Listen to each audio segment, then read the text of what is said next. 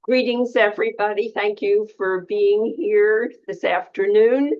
I know you could probably all be at the beach or taking a walk or visiting with friends and enjoying the summer.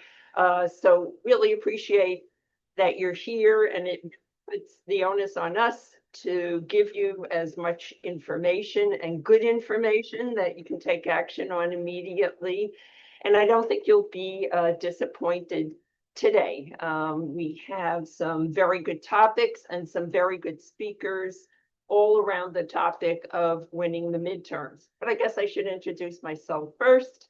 I'm Wendy Galerter. I'm hosting this Take Action San Diego meeting today.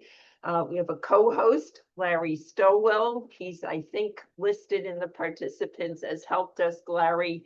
And if you have any technical problems, please consult him. And our group, as many of you know, is a chapter of both Indivisible and Swing Left. We meet monthly, usually the fourth Saturday of the month, usually on Zoom. But when we get a little closer to the midterm elections, we will have an in-person meeting, so stay tuned. But very quickly, let me get to our agenda today. But before I do, if you haven't already done that, please use the chat to say hello and let us know where you are calling in from. As usual, we're recording this meeting, and within 24 hours, you'll get an email from me that will have a link to the recording, which we encourage you to share widely. And we'll also have all of the links and other information that our speakers mentioned today. Yeah, and again, all of this information is meant to be shared as widely as possible. Our agenda today, again, winning the midterms, which I think is probably one of the main topics on everybody's mind. And we have three great speakers. I guess I should say two great speakers, because one of them is me, and I don't want to sound kind of too conceited. But we're going to have Malik Thornton from the California Democratic Party talking about canvassing and the efforts that he and the California Democratic Party are making right here in San Diego to flip the House. November. We'll also be hearing from Angela Benson from Committed to Building a Fair Democracy. It's an indivisible chapter. They are the county-wide, if not the California-wide, experts on phone banking. They've been doing it forever and do a great job at getting you all the information you need, giving you the training you need, and also picking out the right phone banks to do, because there's a million out there. And our third speaker is me, talking about political donations and how you can make them as effective as possible. I'm going to take a quick look and see if Malik is here yet. Malik is here? Oh, good. Good. So then I think what I'm going to do, Malik, is turn the mic over to you and let you tell the folks about canvassing. And if you do you have slides, Malik? I do. I just have a graphic that I'd like to put up if I could. Yeah, there you go. And oh, I have to stop sharing my screen.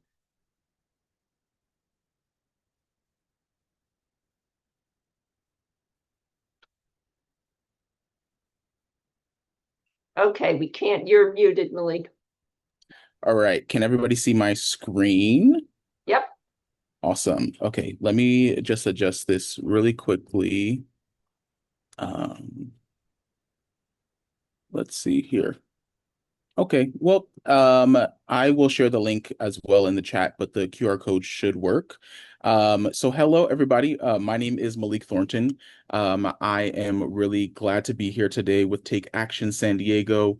You guys are an integral part of this fight to flip the 48th and take back Congress. I will just start by introducing myself just a little bit. Again, I'm Malik Thornton. I'm the KDEM regional organizer for the 48th Congressional District here in San Diego. We also have my counterpart, Michelle Singleton, who is in Riverside County, and she's also doing the same thing as I am, trying to get folks out there to knock on doors, to call voters so we can flip the 48th Congressional District.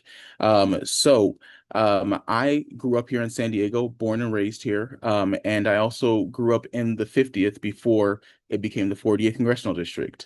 This is also where I got my start. I was an intern for a congressional campaign in 2020, to flip the 50th and kick Duncan Hunter out before he resigned. And I'm really honored to be back here where my career started.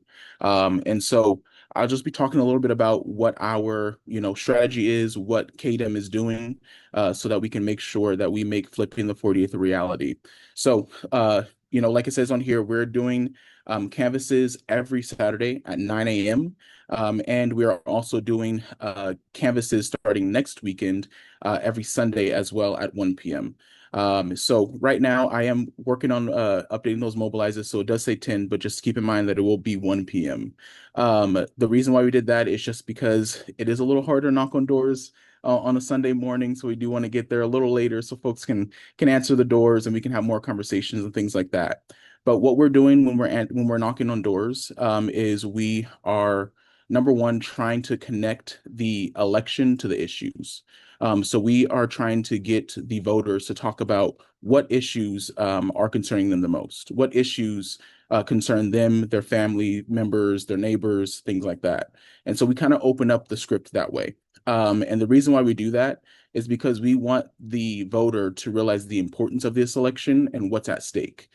Say that they are concerned about ICE, raids, and or they're concerned about uh, yes. Knocking on doors, not knocking doors. We are knocking on doors. Yeah,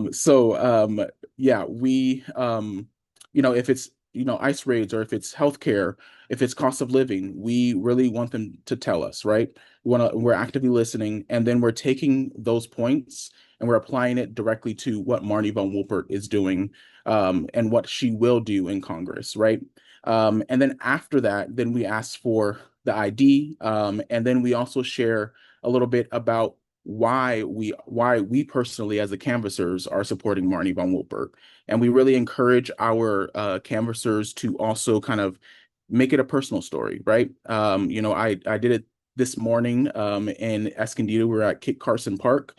We had a great turnout, and we had a lot of folks knocking on doors, a couple of new people as well. I just shared my story, which is like when I was 13 years old. Unfortunately, my mom passed from breast cancer. I watched her go through treatment for about 9 months. After she passed, I was with my, father. He was a single father working a minimum wage job. And that taught me the importance of quality, affordable, and accessible healthcare, and also housing as well. And that is why, I am so thrilled and excited to make sure that we can elect Marni von Wilpert to Congress. And so that's kind of what we're encouraging our canvassers to do, and go out there and kind of give a piece of them, so then those voters can give a piece of themselves to us as well. And we can understand who we're talking to, and also really cement the importance of the election.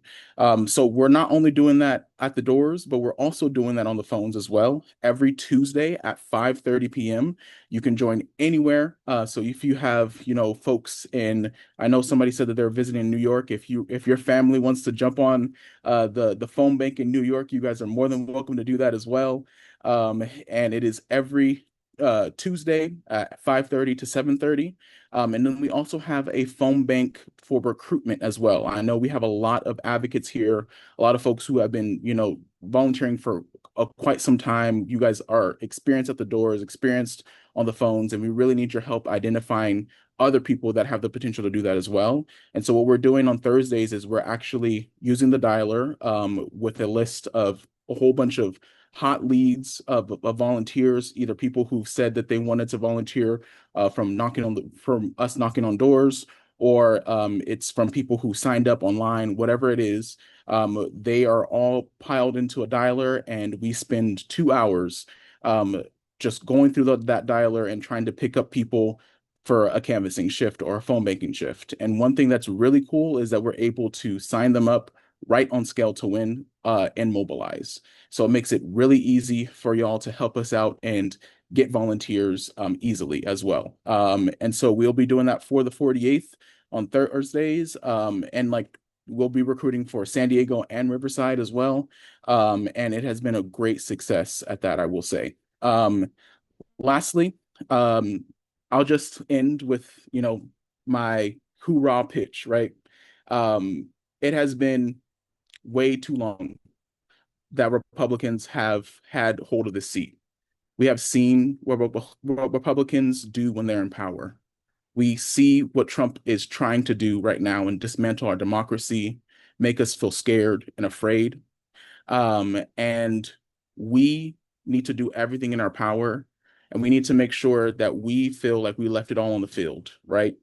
And so the most important thing that we can do right now to make sure that we can flip the 40th congressional district, kick Republicans out of East County, and have true representation is by making these voter contacts, is by knocking on these doors. It's by calling these voters, because people are going through the same things that you're going through as well. And we have to remind ourselves as like why we're here and what brought us to this meeting today. What brought us to advocacy and door knocking and making sure that we can win elections. It's because something changed or something happened in our lives that drew attention to how important politics is. And so reminding ourselves of that and going to the doors with that and that story and that like at front of mind is truly, truly impactful. And so I really, really encourage you all to join me next Saturday or Sunday, August 1st or August 2nd. We'll be in Vista on Saturday. We'll be in Oceanside on Sunday. And if you can't make it to those, then I hope that you'll be there on Thursday or Tuesday, because we need all the help that we can get if we're going to flip the 48th. And thank you, Wendy, so, so much for organizing this and for inviting me to come to this call today. I am thrilled and excited to work with all of y'all. So thank you. Thank you so much, Malik. And I apologize for not giving you your bio when I introduced you. And, you were a little modest, I think, because, your track record of having been in politics at such a young age, working for city councilman for 3 years, being the president of the San Diego Young Democrats, doing the job that you are doing now. And at 24 years old, I think, a role model for bringing more and more young people into this movement, which I think we so desperately need. So your leadership and your presence in this effort, I think, is so much appreciated. So thank you very much. I know there are many questions. Thank you so much. But before there are, I know we have at least one person here today who canvassed today, and I thought we would get some on the ground feedback from Caleb, who was there today. Hi everyone. Canvas, this was one of the first times I decided to do door to door. For some context, I was a homeschooled kid and a remote worker. Door to door and talking to strangers is not my favorite thing in the world. But I think we got really good training, and honestly, the people who did want to talk wanted to talk. And the people we contacted with, I think we've heard a lot about gas, a lot about tariffs, and a lot about ICE as recurring themes. and people appreciated being interacted with. So I encourage you to go. It was a good experience. Thank you so much for being there. I really appreciate it. And you did an amazing job, especially your first time canvassing. I am thrilled to have you and hope you come back too. So thank you. So there were a few questions in the chat. One is about mail ballots and whether they're going to be counted if they're postmarked after Election Day. I don't know if you know that, Malik. Oh, you're muted again. I am so sorry. You would think about like what, 6 years of Zoom to figure it out. But anyways, so it does need to be postmarked by Election Day. So what we have been doing and what I've been doing for quite some time, like running field campaigns since everybody has gotten the ballots right a month before, is to just turn in as soon as you can. And like the very, very last like moment that you can put it into a mailbox to be mailed to the register of voters is about a week before. So we want to make sure that like if it is less than a week away from election day, do not put it in the mail. So that's just like general advice that we're giving. So yes, and then Wendy, I will defer to you if you want me to call on people or if you want to call on people, whatever you want to do. I'll just read the last one from the chat and then I'll let you call in Dina and the other. There's a bunch. Okay. But there was one about, and more than one person expressing some concerns about Marni van Wilpert's track record in the city council, some votes she took that were not popular with many of us, I think. And I think Leslie actually answered the question better than I could, which is I have issues with Marni too, but I'll take her over Jim Desmond any day. I was going to say I'll take her over fascism any day, but it's the same answer. I do think that the people in this group, and I think many of the people that we're going to be asking to put time and money into this campaign probably deserve some answers to questions about votes on flock, about on the automatic license plate readers and other things. And I don't know, you are not running her campaign, so you're not responsible for that. But I don't know if you know of any Yeah. forums where that could happen. Yeah, I definitely would encourage you guys to reach out to the campaign directly for a more official answer. I am not at liberty to speak on her behalf. That is for the campaign to do. Our job here is to run the field, and to partner up with the congressional campaign as well as the state and assembly campaigns. So we're part of the coordinated campaigns team. But what I will say, just like from my experience working on the city council, or like working on the floor, like with other staffers, not like on the city council. But anyways, I know that that was a very hot issue and something that all of the council members took very, very seriously. And also, I do know that like during those discussions, there was a lot of talk about how we can make sure that there are safeguards to protect our data. And, I will just leave it at that, is that those discussions have happened, and that it is a issue to be taken seriously. But at the same time, we have a mission here. And so, I think that if you add them all up together, Jim Desmond is a lot worse. Republicans are a lot worse. I don't think that Marni van Wilpert, I know that Marni van Wilpert will not allow Trump to just do whatever he wants or thinks that he can do. And Marni van Wilpert is a fighter. And so we only have two choices. And I know which one the right choice is, and it's Marni van Wilpert. And so I I think that, sometimes there may be differences in between the candidates, but we also have to remember the goal that we have ahead. All right, and then Dina and then Joanna had questions. Did you want to ask a question, Dina? Yeah, can I? Yeah, go for it. Okay.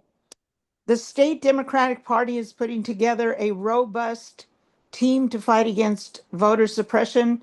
I know the initial goal is to have 400 lawyers positioned throughout the state. I know Common Cause will have several hundred lawyers. The most recent federal court decision knocked down Trump's executive order where he instructed the Postal Service not to deliver any ballots that were posted on election day that did not arrive until days after.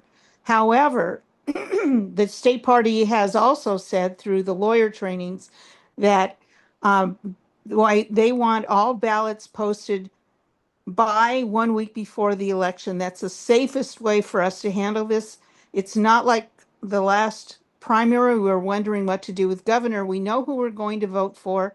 And we all need to make sure that our family and friends also mail in their ballots right away and no later than a week before the election. Let's win it in October rather than November is the theme they're going with in that regard.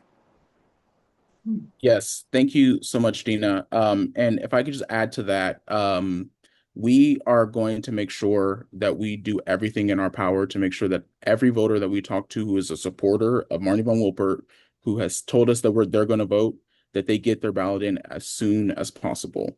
And we will also make sure that when it comes time for ballots to be dropped off, that we have the resources available. So all our canvassers will have the locations for the ballot drop off boxes in the area that they're canvassing. They'll have a list of the polling places that they can go to as well. And we'll make sure that our canvassers are aware of the resources that are available to our voters. And the state party, KDM, is doing an amazing job at the voter protection and the voter protection hotline, which they are ramping up right again. And that number is going to be on, I will say I haven't got total confirmation, but I am very confident that the voter protection hotline number is going to be on a lot of literature going forward. So that way, even the voters have it in their hands. So they can ask questions and things like that and know what to do in certain scenarios. So thank you so much, Dina. And Joanna. Yeah. Okay, I wanted to see if you could comment on the ground truth format for canvassing, and that's being promoted by a number of groups now, and whether that is a part of what you're doing in the 48. Can you elaborate a little bit more ground truth canvassing? Well, from what I've heard, it's asking for very in-depth listening so that the canvassers come back with useful information. Yes. So yeah, it does have different names. And so ground truth is one of them, and then also what we use at the state party is deep canvassing. And those tactics are in our script. When I was talking about how we encourage our canvassers to share a personal story, to kind of like listen to the voter about what is affecting them the most, what they're scared about. That is our attempt to initiate like a deep emotional connection. So it is a little bit different than the primary. The primary, we were solely doing deep canvassing, where we are really aiming to have 5 to 10 minute conversations at the door.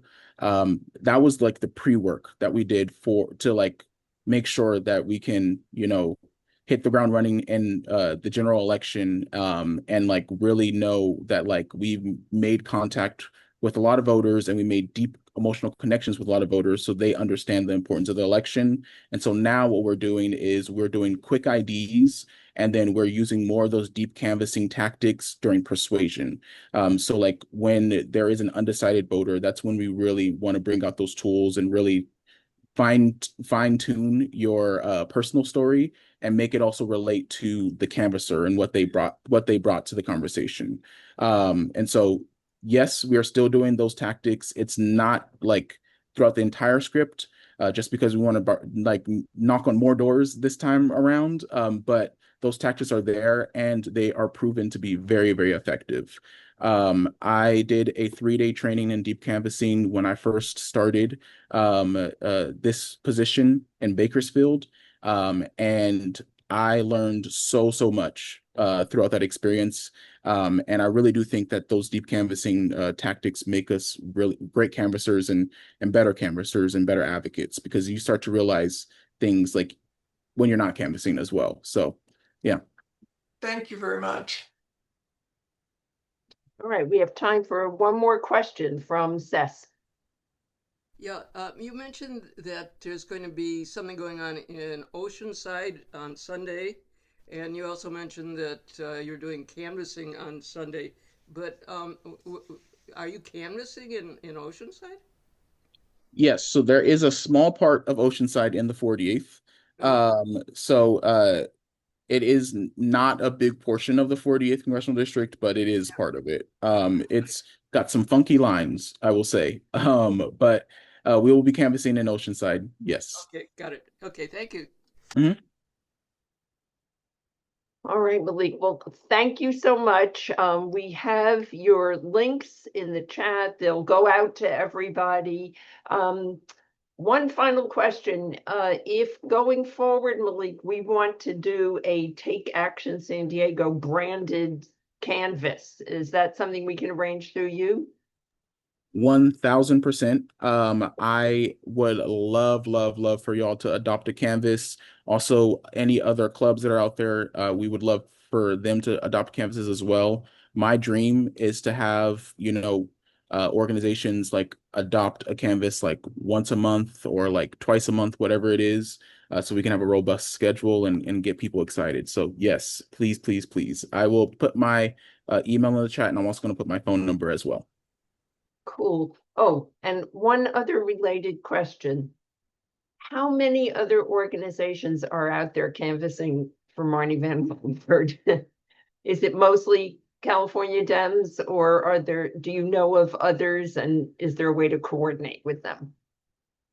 Yeah, so here in San Diego, it's primarily myself and the campaign. And then there's also, a really great partner has been DIMCO, the Democratic Club of Carlsbad and Oceanside. They have been really great partners. The Vista Dems have also partnered up with us as well. San Diego County Young Democrats, I mean, that's kind of, that's my home club. We have partnered with them as well. And then also the California Young Democrats has also come down and done an invasion. That's what we call it for the Young Dems, where folks from other regions come and help us out in our competitive races. And then also at eBoard, the upcoming eBoard executive board meeting for the state party, we'll be doing phone banking and stuff for all of the delegates that are part of that as well. There is so many opportunities to partner up. We will partner up with anybody that we can. And we're also hoping to strengthen our coalition and get some more steady partners. So yes. Okay. Yes, and a grassroots Dem is calling. So yes, they are amazing. GDHQ, they're great, and they have been partners since like the primary. So before we even endorsed Marni, they were already helping us out, and they're even helping us out even more now. So okay, that's really good to hear that this is coordinated and that most of the groups are working together. It makes a huge difference, I know. And another quick question came up. I know during the early sort of listening, deep canvassing period, you were potentially knocking on not just Democratic doors, but independent doors, or maybe even some Republican doors. Is that still the case now and going forward? yeah, it is kind of a mixed bag. We are, targeting Democrats, and that is a big chunk of the folks that we're targeting. But we're also targeting some folks that maybe declined to state, and then also just like the other parties or whatever, the smaller parties. And the reason is because we have seen that Democrats overperformed in the 48th. Like when you add up all of the Democratic votes, we made some pretty great margins. So we want to make sure that we're not like leaving anybody out, and we're also trying to like grab those folks that may not vote as often while we're in the early stages, and then it'll start to, you know, the universe will tighten up as we continue on, as like the triple C comes in and helps us out as well, and other players as well. So yeah, it's going to be a lot of fun. Also, we are getting an office soon. I'm really excited to announce that. So that will be a really great update once I can say more. So stay tuned. Cool. All righty. Well, thank you so much again, Malik. And I know you you were canvassing earlier today and doing all the work today. So especially appreciate you being here today and extending your workday to talk to us. And we will definitely be back in touch about organizing a Take Action San Diego canvas. Awesome. Really I love to do it. excited about that. Yes, Cool. yes. Thank you so much. I will see y'all later. I do have to log off, but thank you all so much for your time. Please reach out to me if you guys need anything, and we'll be working together soon. Let's flip the 48th. Cool. Thank you. And I'm going to shift over now to phone banking with our next speaker, who is Angela Benson. And Angela and I have been working together since at least 2020, maybe not before. And Malik, can you stop sharing your screen? Because I know Angela will probably want to. Yep. But Angela's on the leadership of CBFD Indivisible and has been since 2016, 2017. 2017, A yeah. long time. Yeah. A long time. She's also on the founding and organizing committee member of San Diego United, which is a countywide coalition that you will be hearing more about in the coming months, but a very exciting movement for all of us.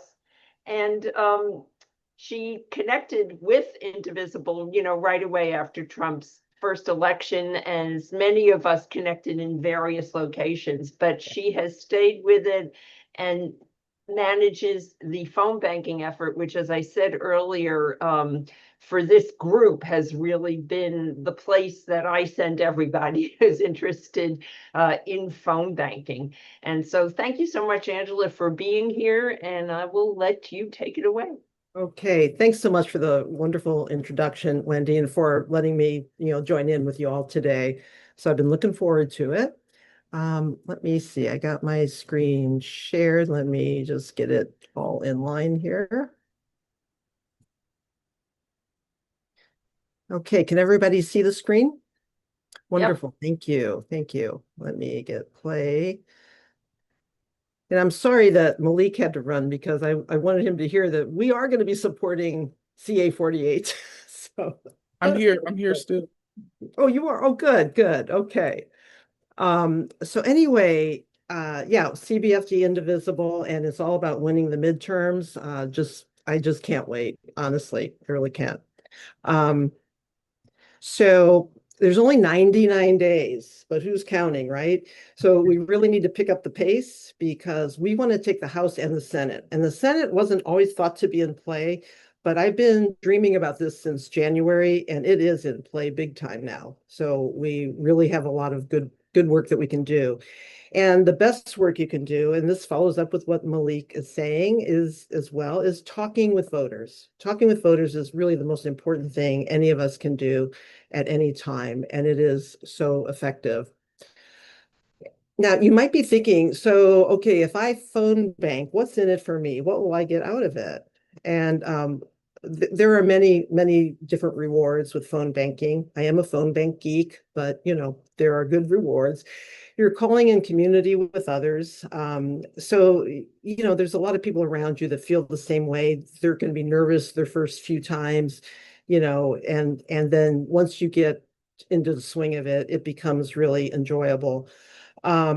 You have training. Yeah, we train on every phone bank, and then support even after the training. If you have, a few questions or whatever, there is lots of support. The biggest thing like that I love and that I get out of it is that you're educating voters and you're empowering them because you're providing them important information so that they know more about, the candidates or an issue if it's a particular issue. And that empowers them to vote and gets them excited about voting. And, voting is our power, that's our voice. Um, and then the other thing is taking action is the best way to reduce the anxiety that we all feel today and that we felt honestly since 2016, straight on through, even though there were those nice years with Biden. But it really helps you to, not be quite as anxious about things because you're doing something to move the country in the right direction. And the voters can uplift the phone bankers as well. This is a quote that I use on my signature on my email, and it's from a voter that I had a lovely conversation with in 2020 in Arizona. And she said, left the parting words, "We can't change the world if we don't vote." And that is really true. So we're going to be phone banking on most Tuesdays and Saturdays. So 3 to 5 p.m. on Tuesdays, 10 to 12 on Saturdays. We do love the DNC Scale to Win dialer. It is the best. It's the gold standard in dialers. And because the script is there, everything's there, you just click through and it's dialing while you're waiting for it to connect. So anyway, you talk to many more voters than you do with any other dialer. And we're working with individual campaigns. We're also working with other orgs like Swing Left and Grassroots Dems. And now it's good to know that Malik will, we could do our own branded program for the 48. So again, training and support always there. So when I was looking at what we wanted to focus on for the midterms, we have to be strategic and focused because we only have so much person power and time. So we need to really be call where we can be the most impactful.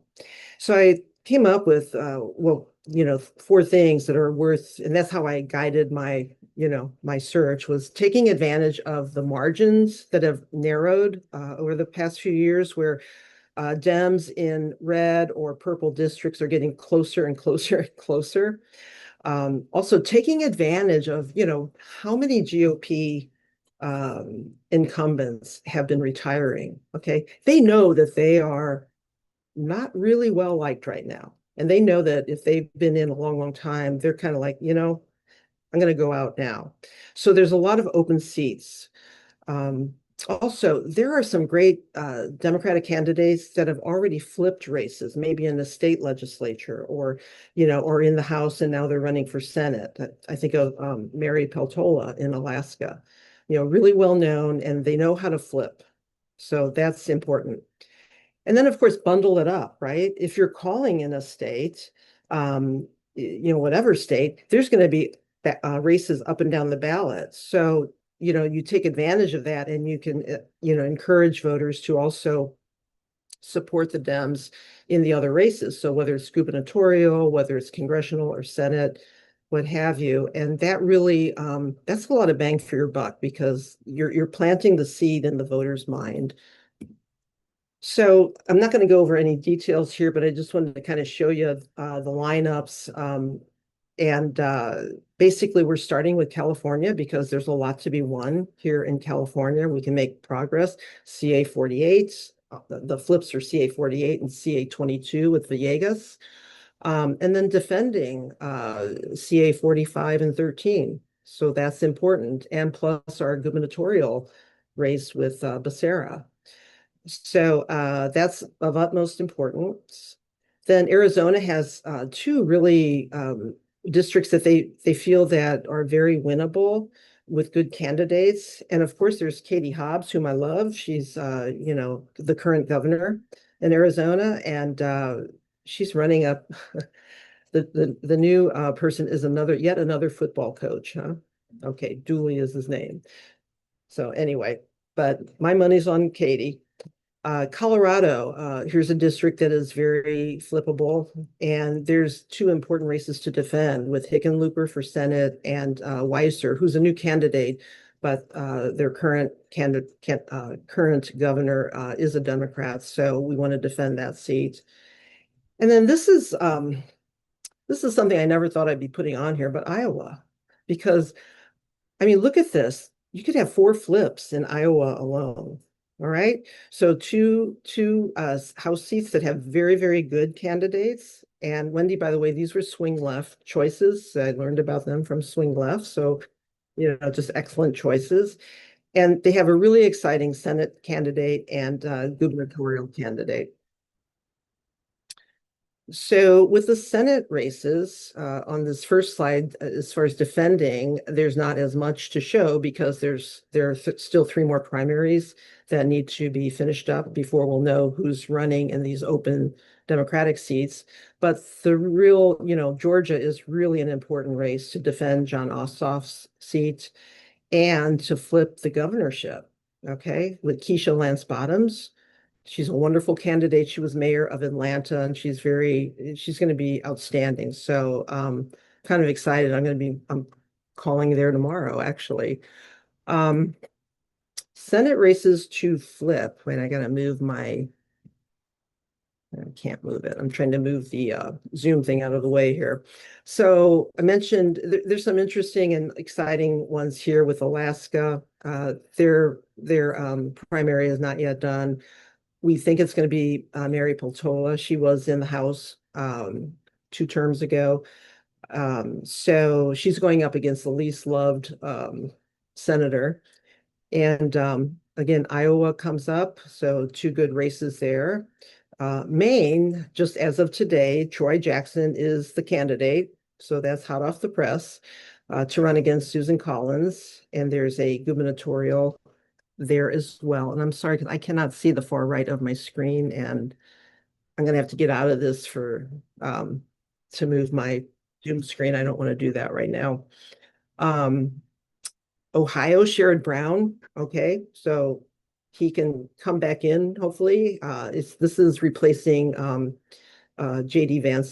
rest of JD Vance's term. So let's hope that we can get Sherrod in. And Texas, my heart's been broken there many times. I've phone banked there many times. But Tallarico is saying he's like a generational candidate. He appeals to so many people. And he's running against one of the most corrupt politicians you will ever, see or hear about.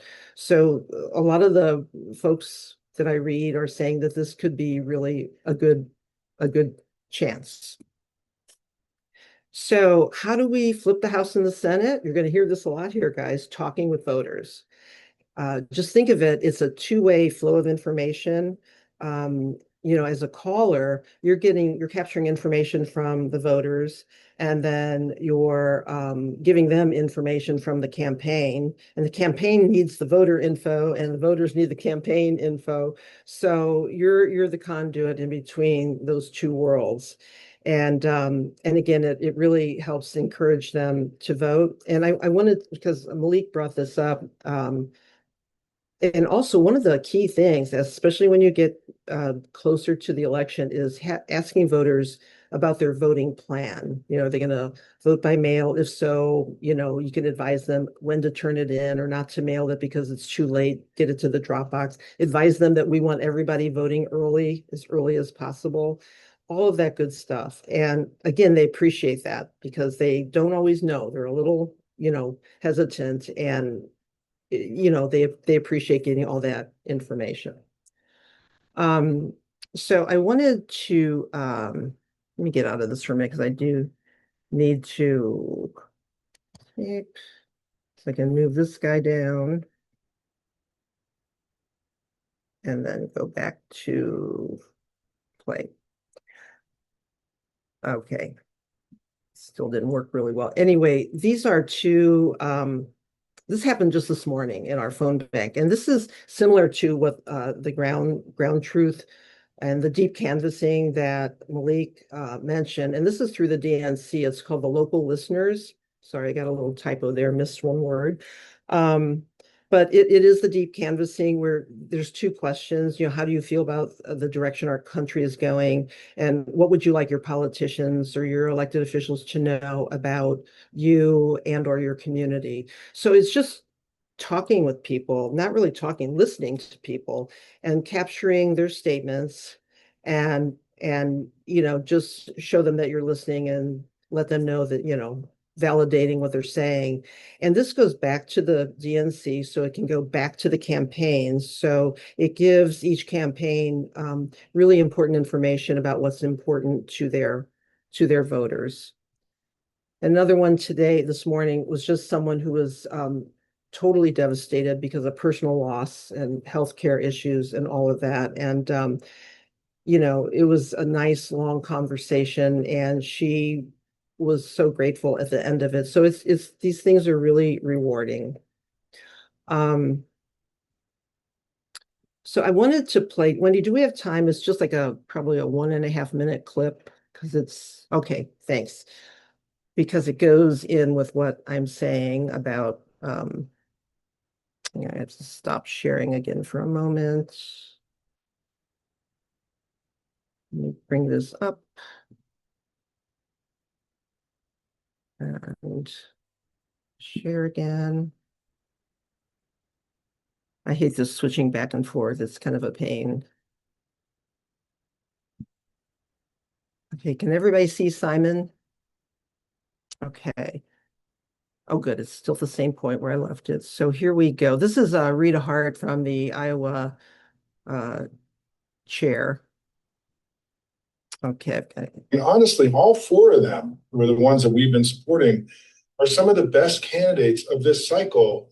And you have all four of them. And so you've put forward, Rita, a really powerful team to be running in a small state where all of a sudden the Democratic Party feels muscular, strong, confident, terrific candidates, and a really strong party behind them. It's just been amazing to see this develop over the last year and a half. So that just tells us what an opportunity we do have and how we have got to pull this together. And that's why I'm tickled to tell you that, we have an organized, coordinated campaign from the top of the ballot all the way down to county offices. And that's what's going to make a difference.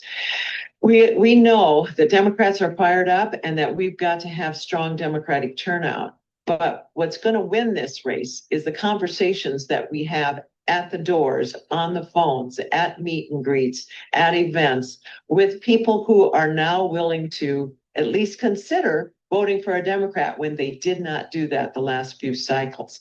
And so that takes a very organized, coordinated campaign. And we've been working very hard on that. I would tell you that it's one of the strongest coordinated campaigns in the country. I'm going to safely say that. And we've had it up and going since February anyway.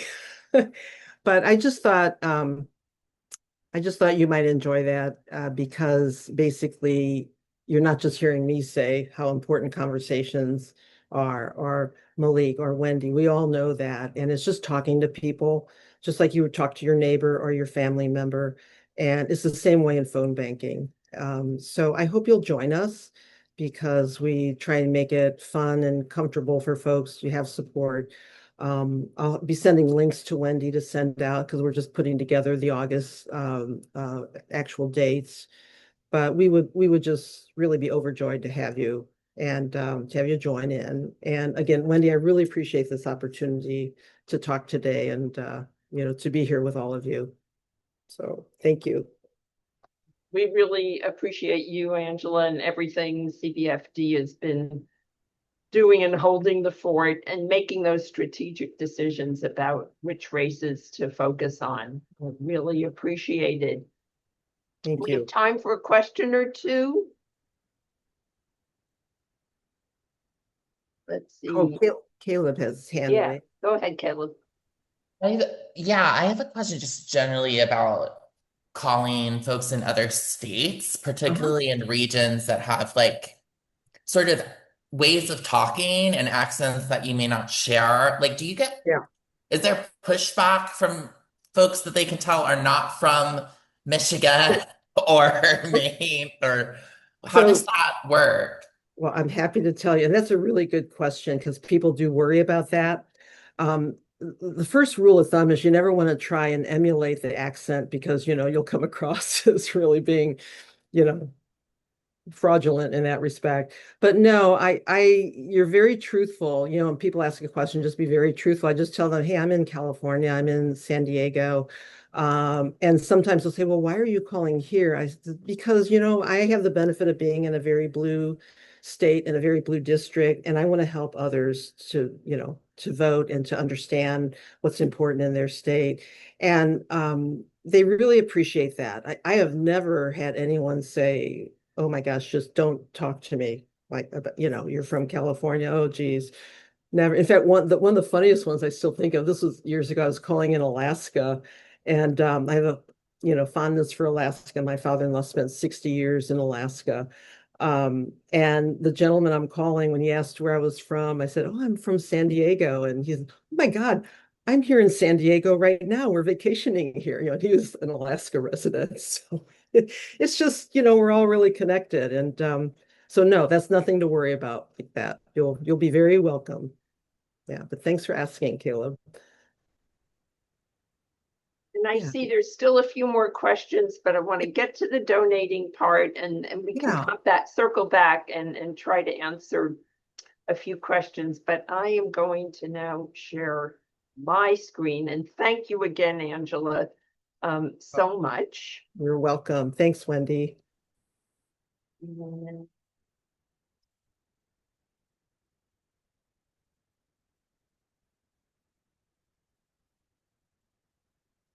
There we go. Right. Yes, I see this. So, really talking about, in some ways, the same thing Angela just talked about, which is with all the possible places we could be donating our money, how do we focus on which are the best and making the best use of our money when we donate to campaigns or to organizations? And the good news is we've learned a lot since 2020. And, just giving a little context, I think certainly when Trump was first elected in 2016 and moving through those years and into 2020, we all got barraged by thousands and tens of thousands of emails that were hysterical, bordering on, maniacal about, just things are destroyed and blowing up and on fire. And first, and maybe initially, when we started getting those emails, we all reacted and was sort of like, oh, better give some money there and there and there. And then, of course, we ran out of money, first of all. And then secondly, began to say, wait a second, this can't all be the case. This can't all be true. How can we figure out which campaigns are really worth giving our money to or not? But we all went through, and these are just a few examples, but, everybody has their probably personal favorite of a campaign where we basically used hate giving as our mantra, that there were just some candidates we hated so much, like Lindsey Graham, that we were going to give money to whoever was running against him and whatever that person's chances were of actually winning. And so in the case of that particular election, Jamie Harrison raised $130 million, which was just totally unheard of, even for a Senate campaign. I think I was one of the people who contributed to that. And he probably never had a chance of winning. Lindsey Graham won by over 10 points. And similar hate giving, in the Mitch McConnell campaign, Amy McGrath ran against him. She raised $90 million, lost by just about 20 points, and again, probably never had a chance. So that whole hate giving, the emotional giving, it's rewarding. Sometimes you might want to actually give money to a candidate that doesn't have a chance because you think they have potential and maybe next time around, that's very valid. But in general, the sort of emotional hate giving is not very effective, and it's not a well thought out plan. But we've learned a lot. And certainly it's now clear, if it wasn't before, that if you are going to give money to a campaign or a get out the vote organization, giving them money as early as you can is the best use of the money. That allows them to hire staff. It allows them to get office space. It allows them to strategize, pay marketing information. So the sooner we donate, the better. We've also, a number of organizations now have developed some very good, sophisticated, data-driven methods for evaluating whether those dollars we're spending are worth it. And so organizations like Swing Left and a few others that I'm going to mention do the research beforehand, and generally come up with a slate of candidates that are just on the cusp of being able to win. They're probably not going to fund, for example, or put a lot of money into a John Ossoff campaign because he's got a huge amount of money and he is likely to win. They're also not going to put a lot of money into a long shot like Amy McGrath. What they do is very carefully and with a lot of expertise pick the races where there's very narrow margins in swing districts and focus on those races. And actually, as months and weeks go by, they may even change the list of candidates that they come up with that they think we should be donating to based on how those candidates are doing in the polls, how much money they've got on hand, etc. And so there's a variety of organizations that sort of, they say, like mutual funds for political donations. So for example, and I have done this pretty much every election cycle since, I don't know, 2018 or so. I work with Swing Left. They have a staff of researchers who pick and choose races that they think are the most winnable, but also the closest. And they have a variety of funds. This is the one I picked. So I put my name on this thing. It's called Wendy's Midterm Fundraiser. Another thing about Swing Left and the other organizations I'm going to mention is they're very transparent about the metrics that they use to select these candidates. And after the election, you hear back from them on the success rate of their efforts. And so this particular fund is focusing on the House and on the Senate to a lesser extent. And I'm not going to go through all of them, but take it from me, they are all winnable, but very close elections. And I will put the link to that fund into the chat. Another organization called Oath or Oath.vote, very similar approach. And they have, again, along with Swing Left, a number of funds, not just for congressional and Senate races, but for state legislative races and even for some organizations that do get out the vote work. Which leads me to the next point. And another thing that we've learned since 2020 is that the best people to run a canvassing effort and to go door to door in a neighborhood or a county are organizations that are on the ground already and have established relationships with people in those communities. And so giving money to a group like Progress Iowa or Common Ground Kentucky Action, all of whom have been researched and investigated for how efficacious they actually are, giving money to those groups is probably one of the most effective uses of your dollars that you can. These are groups, that have been there for years. They don't just show up a few weeks before the election and then leave. They are trusted messengers to the people that they speak to. And there's two organizations that sort of, again, do this mutual fund They do the research and they come up with a list of these grassroots organizations that they think should be funded in this particular election cycle. One group is called Focus for Democracy. I've talked about them in the past. They do tremendous amount of research before, during, and after each election on how effective each organization that they're promoting is. They do massive reports. They're incredibly well researched and very transparent. They do tend to focus. I think their main audience are people with a lot of money, like people who are giving $10,000 and $50,000, although they'll certainly take your money too. But they have a little bit of a high bar. You have to sign up, you have to go to a meeting before they even share their information with you. But they're probably the most well-researched of the organizations out there that are funding grassroots community efforts. Another group I like really well is Movement Voter Project. A very similar thing. They do the research, they select what they call local partners, and these are, again, community organizations that have been around for a long time. And this is just a very small partial list listed here of some of the kinds of organizations they have funded before.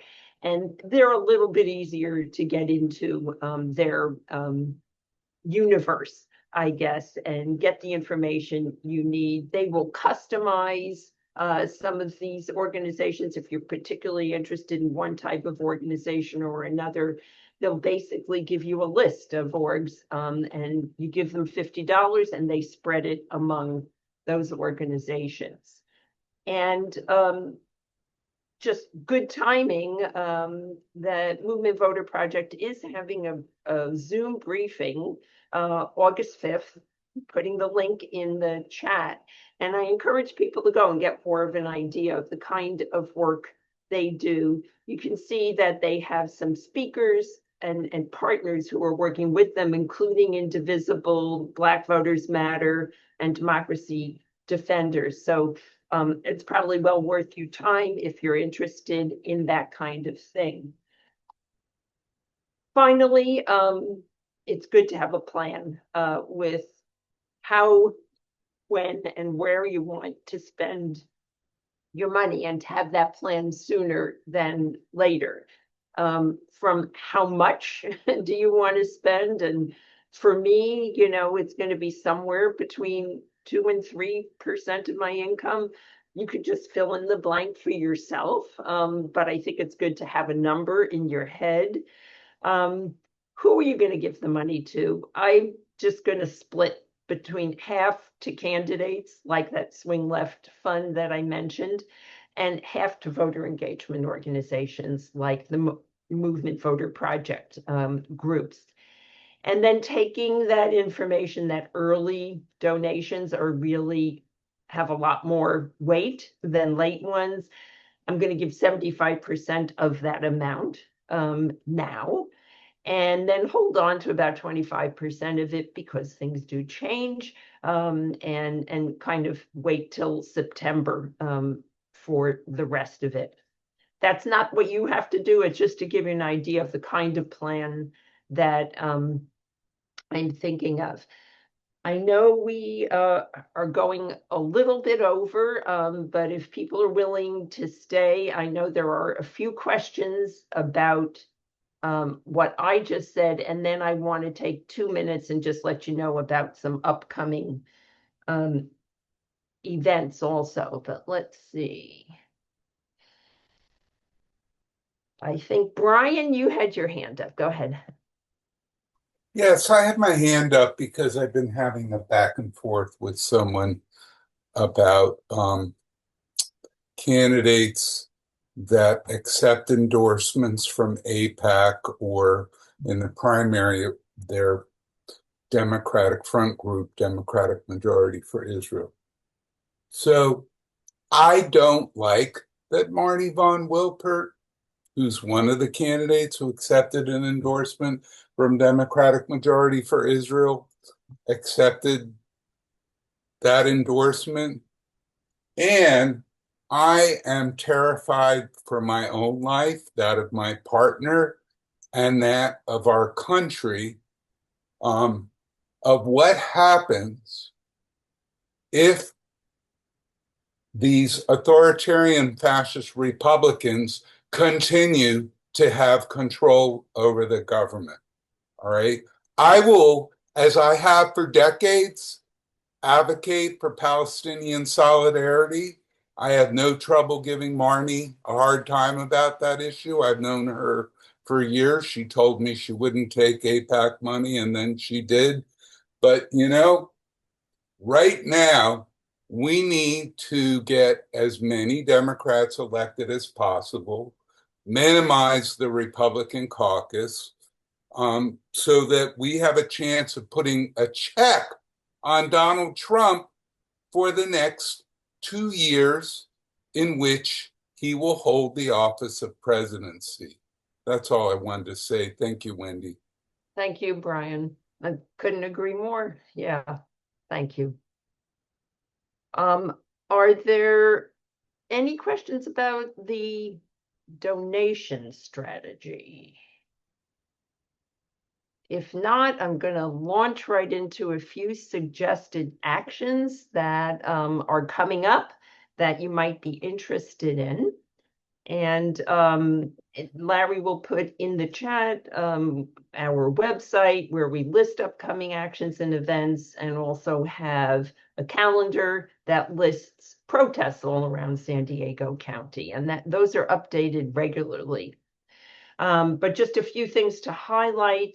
Indivisible is having a national kickoff call for their project called Hands Off Our Vote.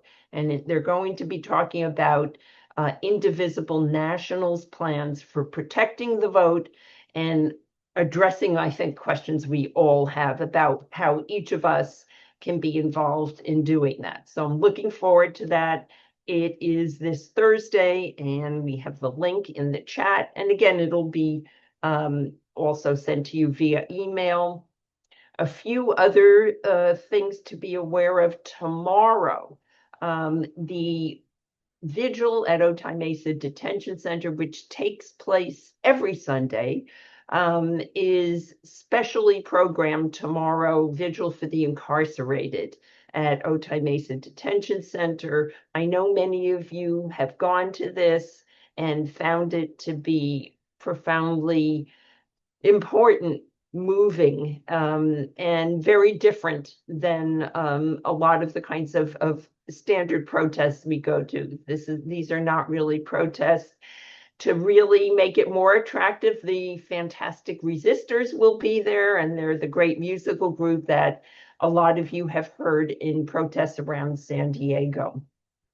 Also, on August 5th, especially for people living in North County, the wonderful organization Universidad Popular is going to be talking about their immigrant protection program that they're going to be initiating up in North County. It's an in-person meeting, but especially if you do live up there, definitely worth going to. Angela, did you have a question?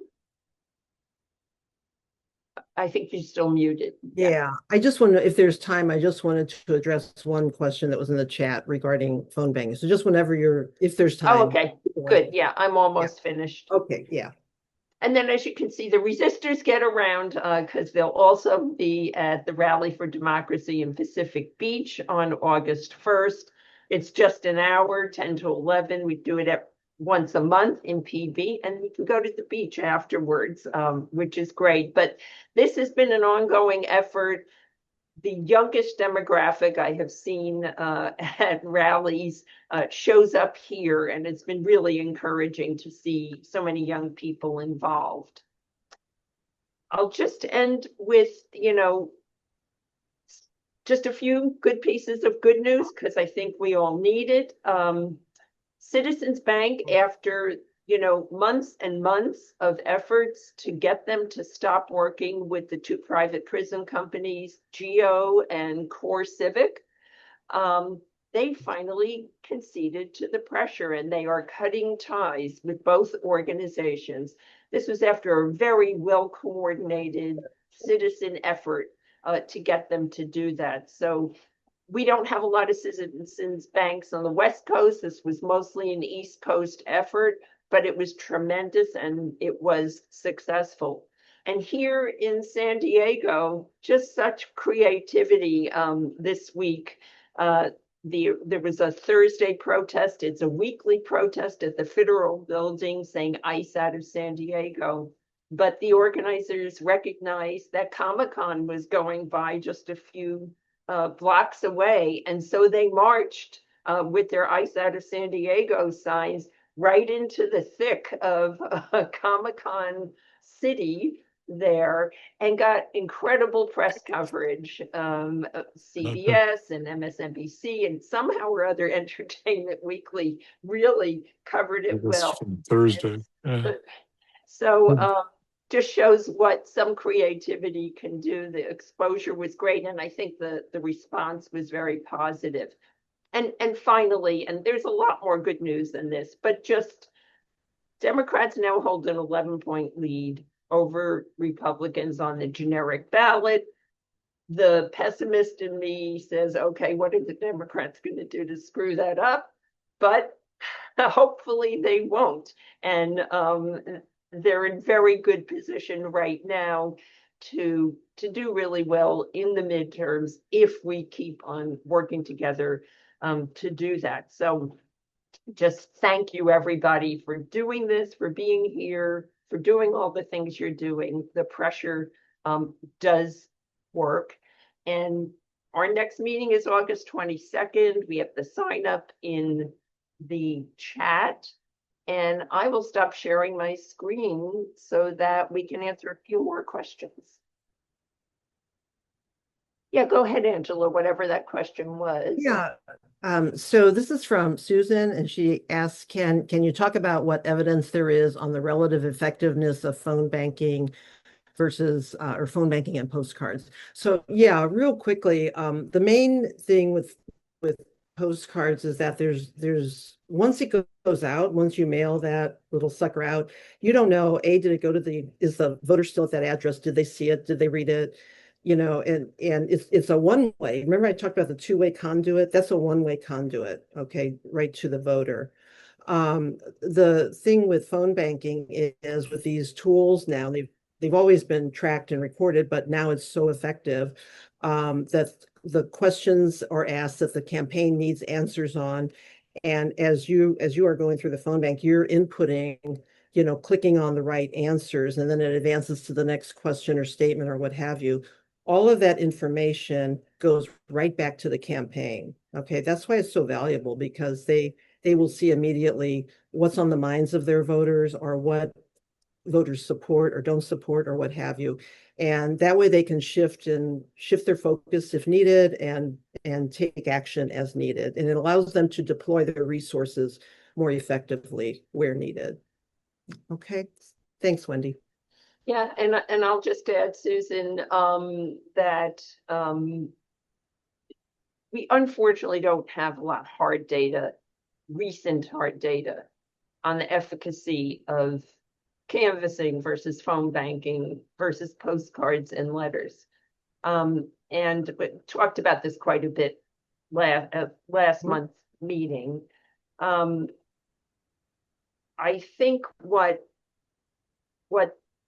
the most successful groups have been doing is being strategic. So I think all of these methods are important. I think we need to enlist all of them. But, certainly, and as Angela displayed in the case of phone banking, you're not going to phone bank for every single candidate out there. We're not going to donate to every single candidate out there. And with the postcard and letter campaigns, I think the effort, there's a lot of experimentation going on right now about different messaging, but also different audiences and approaching audiences that maybe have not been subjected to the 25 to 30 postcards that in some cases people were getting in the 2024 election. So I think all of these are valuable techniques. I really wish there had been studies done earlier, just looking at what kind of voter turnout you get from each one of these methods. And there's not a lot of it available now that I'm aware of.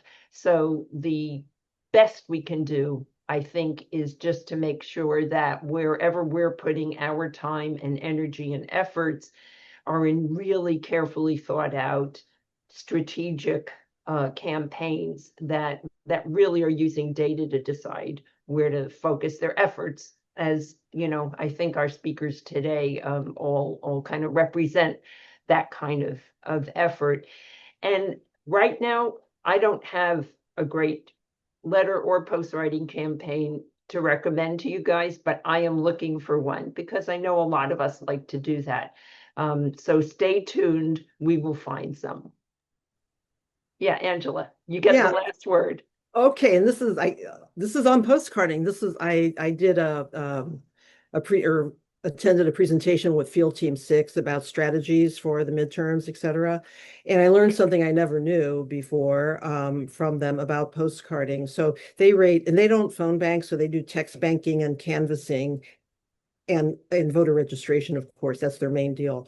But they had their data guy there, and he said, here's the deal. He says, we're buying, phone lists, and we're buying contact lists from data brokers, this and that. He said, you never know what you're going to get. You may get a cell phone number. You may get a cell phone and a landline. You may get their email, but no phone number. So you may get their address and no email and no phone numbers. So the way they do it is they do phone postcarding, but they only do it to voters where they have no other way of contacting them. Okay. And I thought, wow, okay, well, that makes sense because at least the voter's getting something.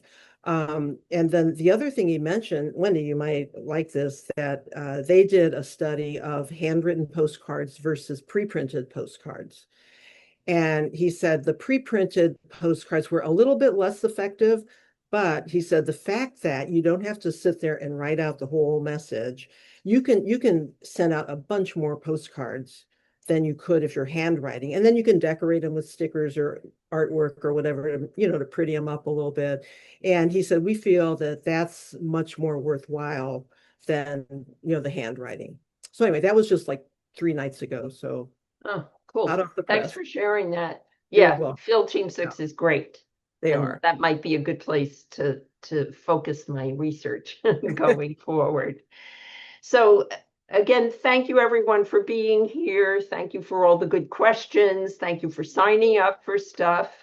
And hopefully we'll see you August 22nd at our next meeting, where the topic is yet to be determined, but it'll be a good one, I promise. Take care, everyone. Have a good evening.